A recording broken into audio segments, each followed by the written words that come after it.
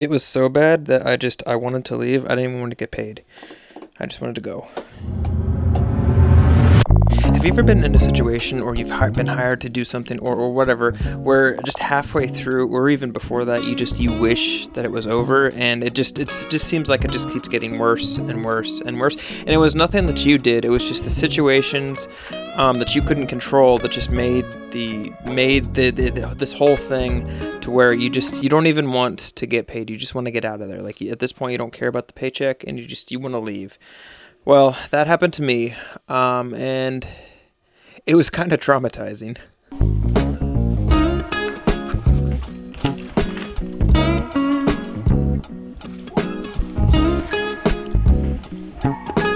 Before I did video, I was a full-time drummer, and a lot of the gigs that I did, I was hired it was for one-offs, meaning that there was a specific gig that I would play and learn the songs for, and then that was it. I didn't have any promise of any other extension of that particular group.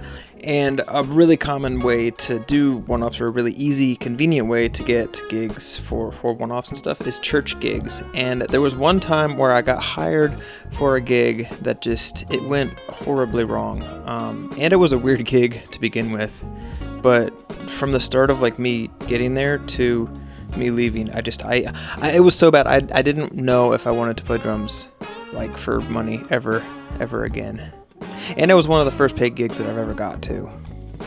Savannah found this tree in the garbage area of our apartment complex, and we were going to keep it, but we couldn't find a spot for it. And on top of that, it's kind of gross. So then I decided I was going to try to sell it, but we're not doing any of that. We're just going to put it back where we found it.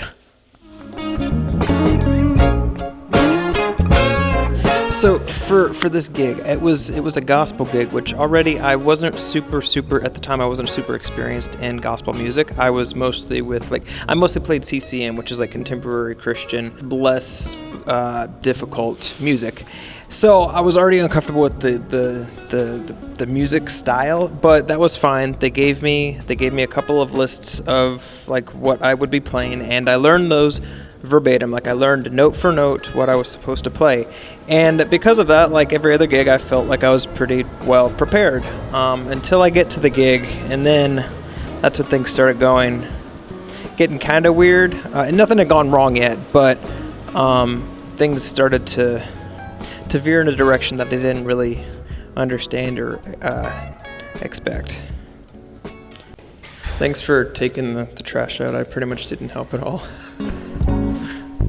So, like I said, I got to the gig, and I was setting up, and everything was going good. This had been a church that I been playing at for a while, too, so I was used to the gear that they had there. I was used to how everything ran, so I was feeling good. Aside from not, being a little nervous about playing just a different style of music, I was feeling pretty prepared and pretty confident. When the program started, it wasn't a service. It was something a little more weird than that, but I'll get to that later in the video.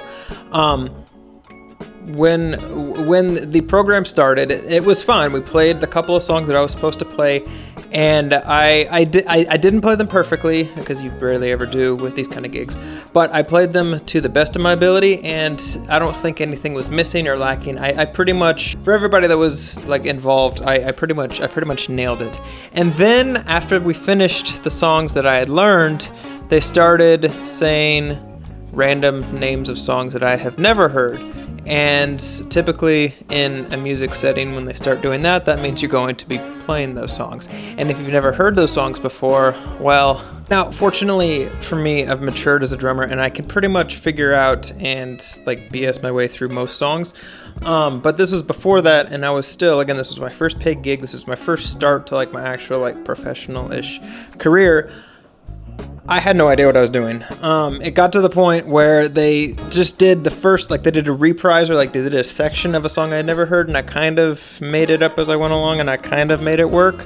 But then they started going into another song, and another song, and another song, and around the fifth or sixth song mark, something happened that was completely and utterly, humiliating, and that's what made me really want to leave and just go home, all shrugged and depressed and everything else. The drive home was quiet. I didn't listen to anything. I just was processing the traumatic event that had just transpired to me. My pulse is going up as I'm telling you this story. Basically, what had happened was I had missed a bunch of cues and stops and hits, because gospel music has a bunch of hits, and by hits I mean like the band all hits different things at the same time. And if you miss those, well, then you look like a raving like moron. After about the fifth song of doing that and completely missing, that's when a lady from the audience comes up on stage and starts clapping the kick drum beat to me. And at the time, I like have a million things going on. I have in-ears in. There's no way I can hear this lady. I just see her over my shoulder clapping, and I have no idea what to do with that. Like, what am I supposed to do with that? Eventually, they decide that they're done, and we played the last song. And I crashed out, or I ended, and I was just sitting on the drums after the fact, waiting for somebody to come and say something to me. Nobody did. They handed me my check, and that was pretty much it. They handed me the check, and then they just walked away, and I just packed my stuff up quietly and alone, and just awkwardly walked off stage back to my car. Without talking to anybody. Like I still to this day have never talked to any of these people. I saw them one time and one time alone, and that was for that service. And that was traumatic. But as weirdly as this sounds, I don't regret doing that. And I learned a lot of valuable lessons, like more so than I think they paid me like $100 or something like that, like nothing crazy. And to me, the lessons were more valuable than that.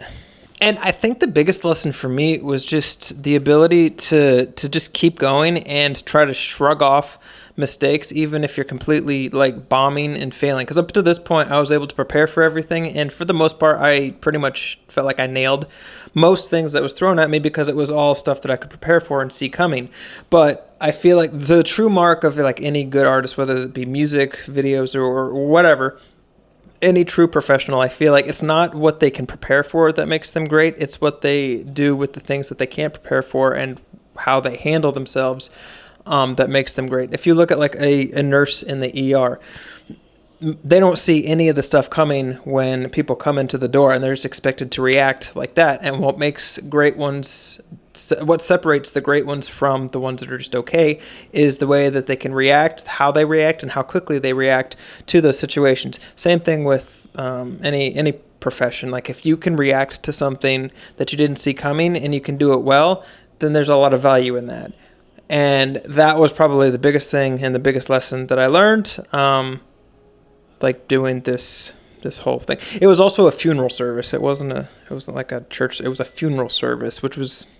So what is the takeaway for me telling you this story? And besides just sharing my utter humiliation of my first gig ever, that's how my drumming career started. And it would have been easy and really convenient for me to quit then and there, but I didn't. I kept going, and I had a really good career for many years after that. But it did start off rough, and I think most things will start off rough, especially when you make the transition from doing stuff for free to getting paid, because there's something about like the payment thing. I don't know if it's just me, but I feel like I just suddenly I expect more of myself when money is exchanged, and I can be extra hard on myself, causing you to feel less good about the product that you're producing. But if you don't get in your head too much and you just keep pushing, then I feel like most people can be successful at whatever they want to do. So yeah, that was if you get anything out of this video, I hope you get that and make it an encouragement that, I mean, if I could make a career out of that, then pretty much anybody can make a career out of anything.